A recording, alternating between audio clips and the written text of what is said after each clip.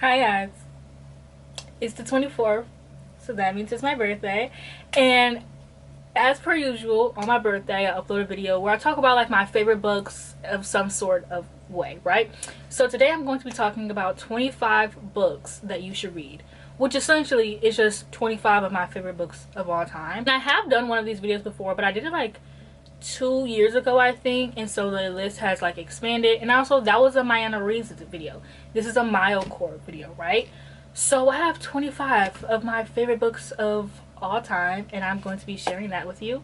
So yeah, I'm filming it in like my vlogging way because the sun is gonna go down soon, so I can't film in front of my bookshelf, and I don't feel like pulling out my ring light. I'm so sorry. I hate pulling that thing out. I don't know why. So the first book I want to talk about is, I want to talk about two books that I don't own first, so then I can just get into the rest of the books. So the first book that I want to talk about is While Justice Sleeps. This book is a political thriller written by a black author. She is a very important woman in like politics, I believe. This book is about a girl who she's working under Justice Wynn, and he goes into a coma, and his like, he basically states that like she has like the rights to like his estate and his money, and he needs to like, he was working on finding out this mystery and she needs to finish it. She has no idea what he's talking about or what it is, and the police is coming to her like, why is he putting you on his will? Like, are you like, were you having an affair? Like, what's the tea, what's going on? She's like, I don't know. And she has to figure out this mystery as well, but also like reassure people that she did not have an affair with this man. And I just thought this was so fun. This is my very first political thriller, and I really liked it. I really enjoyed it. I can't wait to dive into the genre more, but this is a really great introduction. Next I have The Bodyguard, which I read last year and I love. This is a romance book. This is about a girl who's a bodyguard. She works for a bodyguard service, and she is hired to work and basically be a bodyguard for a celebrity guy, and she doesn't really know too much about him, and her boyfriend just broke up with her, so she's like, all right, whatever, I don't really want to be by this loser anyways. So she because her boyfriend worked in the service as well, so she's like, okay, well, I don't want to be with this loser either. So she goes and she is a bodyguard for the celebrity, and they have to fake date because he doesn't want his family to know that he's a bodyguard, not because she's a woman, but because their brother got into a really bad accident and passed away, and so he just doesn't want to worry his parents. So now where do I start on this pile of books? Let's start here. Okay, so first I have the X Hex. This is a second chance romance. It is about a girl who, dang, I don't even remember what this book is about. I think, oh, she puts a curse on her ex-boyfriend the moment he steps foot into their small town, and he is like British, so he doesn't, or something, I don't know, and he doesn't live there, but they go back because they have to recharge the ley lines, right? And so as soon as he steps foot, it's just a bunch of bad stuff happening. She put this curse on him as a joke. She doesn't think it's real. He comes back because it never really affected him because she didn't know it was only when he was in the town. So he comes back to town, he's like, what the hell? And she's like, just put a curse on him. So now they have to work together to figure out how to break this curse. And like I said, it's a second chance romance, so they obviously get back together, but it's just so cute.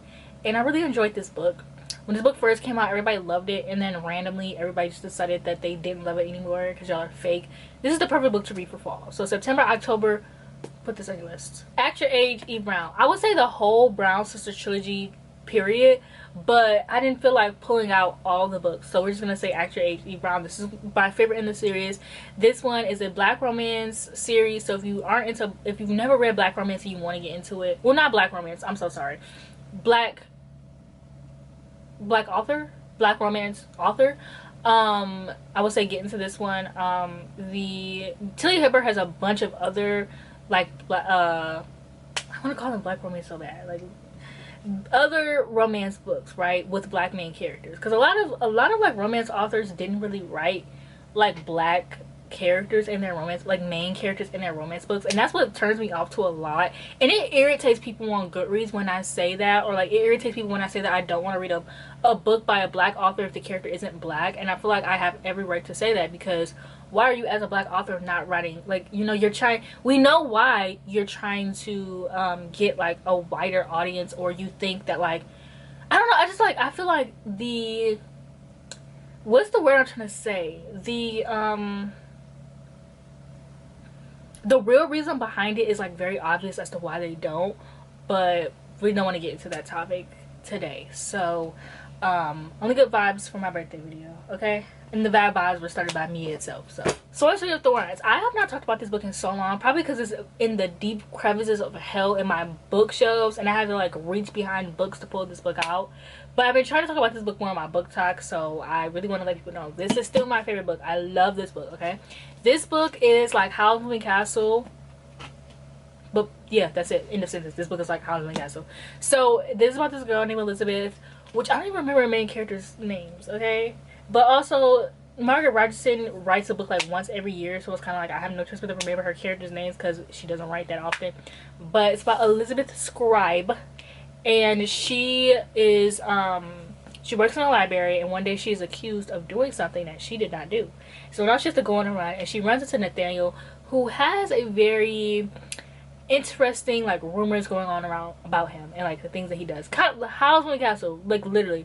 And so she is with him and his demon like what is he, best friend. It's not really his best friend, he like works for him, kind of like Calcifer, right?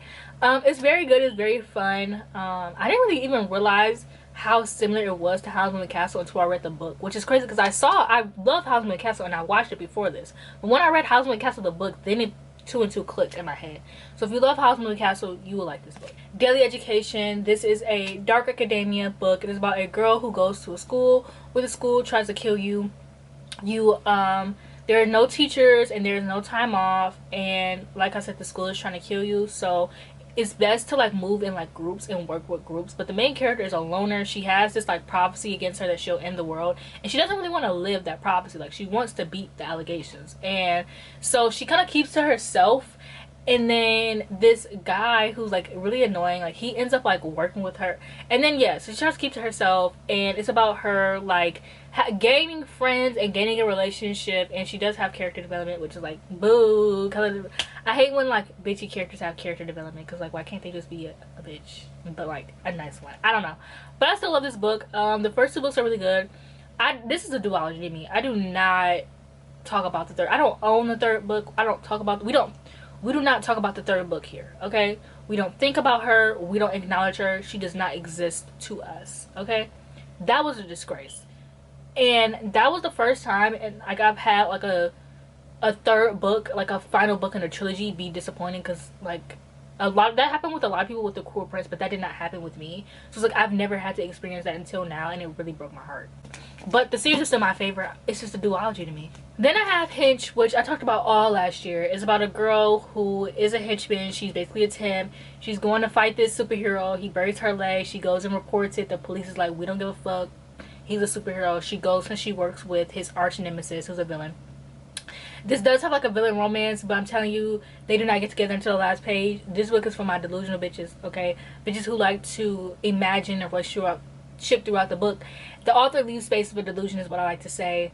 It's very fun. I loved it. I love like the main character wanting to get revenge. Like this is definitely like a revenge girly story. Then I have Ninth House, another leave room for delusion book, but this is more so like Darlington and Alex, which being delusional will get you places, because if you read Hellbait, then you know. But this is a dark academia book, my favorite book of all time. Like this is the book. Like everyone is like, what's your favorite book? I always say Ninth House. I have Ninth House on deck. Ninth House and Middle Game. I always tell people, because I get embarrassed telling people that I have a YA book that's my favorite. Like I'm so sorry. I never talk about The Cruel Prince. But yeah, Ninth House is about this girl named Alex who can see grays, and she basically is working for this secret society, and to like keep the grays like contained and stuff like that, or to make sure like the secret society ain't doing shit that they're not supposed to be doing. And there's a mystery going on about someone who is murdered, and they have to solve it. And the beginning is really hard to get to, and it can be boring, but I promise you, once you push through it, there's just this point in the book where it clicks, and it's just good. The best time to read this book is September, October, November. It's Dark Academia. Personally, I think Dark Academia is best to be read in November, but I had a lot of fun. I love this book. I reread it just to make sure I wasn't crazy, and I loved it, and I loved Hellbent. Hellbent is, if you think Ninth House is for a certain group of people, Hellbent is definitely for a certain group of people. And then I have Middle Game, which I was just talking about. I love Middle Game. I haven't talked about Middle Game in so long. This is a sci-fi book. It is about alchemy. It is about Roger and Dodger, who have a quantum entanglement. The fact that I still remember the phrase quantum entanglement years later, first of all, I can barely, like, that's how you know this book is good. That is a huge word to remember, okay? It's a huge word to remember, and the fact that I remember it years later is actually very telling of how much I fucking love this book, right? It's about Roger and Dodger who share quantum entanglement, which is basically they can hear each other in their minds no matter how far they are. One of them is really good at math, one of them is really good with like language, and they are separated throughout life, and they keep getting separated. They keep finding each other and keep getting separated by the guy who created them. He's very evil, and it's just about him and how he created like a bunch of like doubles who can do that, and it's just so amazing. So this I'm overdue for a reread, but I'm scared if I reread this then I want to reread. I do want to read over the I want to say Over the Garden Wall so bad, bitch. Over the Woodward Wall, which is this is the stories that were told in this. So I think I want to read this first and then reread this. Ugh, love that these are like the same size so they can go on the same shelf. But I haven't read the second book because I'm scared and I didn't hear good things about it. So I've been avoiding it. But I love this book and I miss these characters in this world. Oh, still got so much more to go. Okay. Dune. I always talk about Dune. I love Dune. This is my favorite book of all time. A lot of people don't like Dune, but I just personally get it. I think that you have to read the second book to really get like the scope of Dune. A lot of people think that this is like a white savior story and that's what stops them from liking it, but once you read Dune Messiah, you will realize that is the fucking point of the series, is that it's a white savior story. A lot of people found this like boring and like not a lot of characters. I like the characters. I love Paul Atreides. I love, damn, I forgot his damn name. What is his he's like his bodyguard. It's not a bodyguard, but that's basically what he is. Jason Momoa's character, which I liked him before. Duncan, Idaho. I remember his name. I didn't even have to like that was not. Do you know how much I have to love a book to just be remembering stuff like this? Duncan Idaho, like, love him. Like, I just love this book. I love this world. I do need to finish the series though. It's just like I'm just bad at reading series. So then I have Leviathan Wakes, which is a sci-fi series. This is a like sci-fi noir. It is a mystery, and follows this guy named Miller who is a reformed, I don't even know what reformed means, but whatever, we're gonna say it anyways, a reformed cop. Boo. And he is trying to find out the mystery of something that happened to this character named Julie, and you find out about that in the first chapter. Well, not about that, but you know, you read about her character in the first chapter. And it also follows different POVs. Also follows I can't really say the name of the crew because I think it's like a spoiler, but this crew who is in space, and it's just like about the space politics. Space, I love politics in books, as we can tell. And I love like space politics. It's just so good. Like the space politics in this book is just so good. Like they have like, they're separated into like 3 different like groups. So there's the Earthers, Mars, and then the Belters. So it's like Belters are basically anyone that's not Earth or Mars, and so the Earthers are like at war with Mars, and Mars are at war with Earth, and like the Belters, and like then Earth and Mars trying to kill it. It's just like the politics are so good. I love this series. I love it, love it, love it. Then I have Fool Me Once, which is a romance. This is about a girl who in college cheated on her boyfriend, and because she thought he cheated on her, so she cheated on him with his enemy. And then the boyfriend that she cheated on ends up, years later, she ends up having to work with him for a job, and she's scared that he's trying to take down her career. But lo and behold, they actually start a romance together. And I really like this because the main character was a bitch. I love a bitchy character. I love a character that like people just don't like. I wish that more romances would have a bitchy character, because a lot of the main characters in romances be boring as fuck. Boring. And she is that girly, and that's why I love this book. Okay, and then I have The Bride Test, which is the second in the series, is the second in the Kiss Quotient series, but this is my favorite. I feel like you either love the Kiss Quotient or you love The Bride Test, but you never love both. You like one or you love the other, basically. So I love this one. This one follows the brother of the love interest in the Kiss Quotient, and their mom wants him to get married. He has autism, and or he's on the spectrum, I should say. He's on the spectrum, and his mom wants him to get married, but she fears he never will, so she arranges a marriage with a woman from Vietnam. Yes, from Vietnam. And it's about them like living together and fake dating and fake being married. And I just think it's so cute. There's like this scene where she like breaks her ankle or something, sprains her ankle, and he like finds the hospital that she's in. I just think it's so cute. He like carries her, and it's just 8, and I loved it, and I thought this book was so fun. It's also like one of the very first romances that I've read. Excuse me. So then I have Slew Foot, which I actually just read last month, but I gave this book 4.5 stars. So to me, that's still considered like a favorite. It's just some things about it like that I didn't personally love, but I love this book.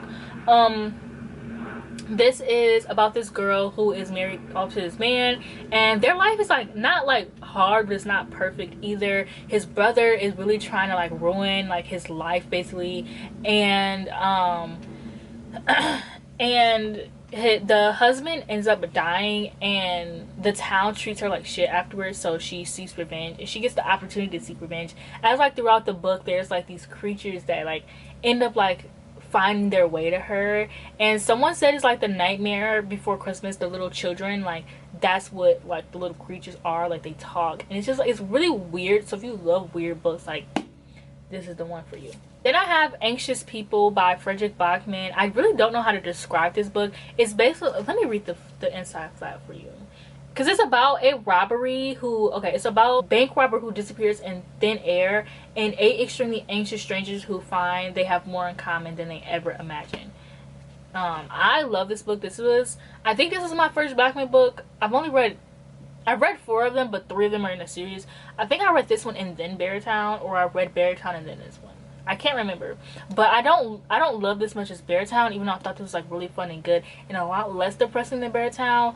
But Beartown just really hits. It has that but this one is really good too. Apparently I like this one more than Beartown though, because Beartown isn't on the list.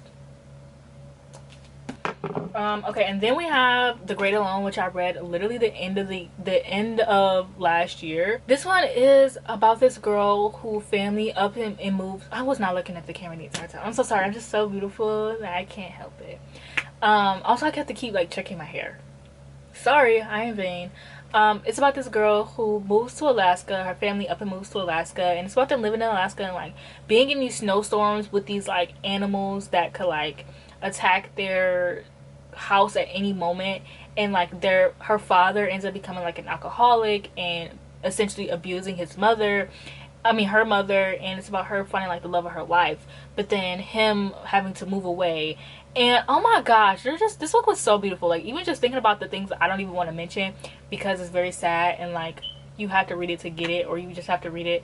This book, if you are a sad bitch, if you're a sad book bitch, this one is definitely for you. I personally didn't cry, but I think you definitely will cry in this book.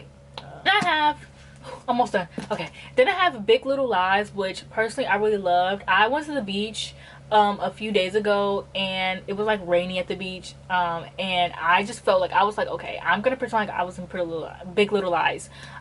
Essentially I was supposed to be The Summer I Turned Pretty, but it ended up being Big Little Lies because it was rainy, and I don't regret it at all. Like it was so much fun. It was so yeah, and basically Big Little Lies is about this. It's supposed to be a thriller, but it's technically not a thriller, but like I love that.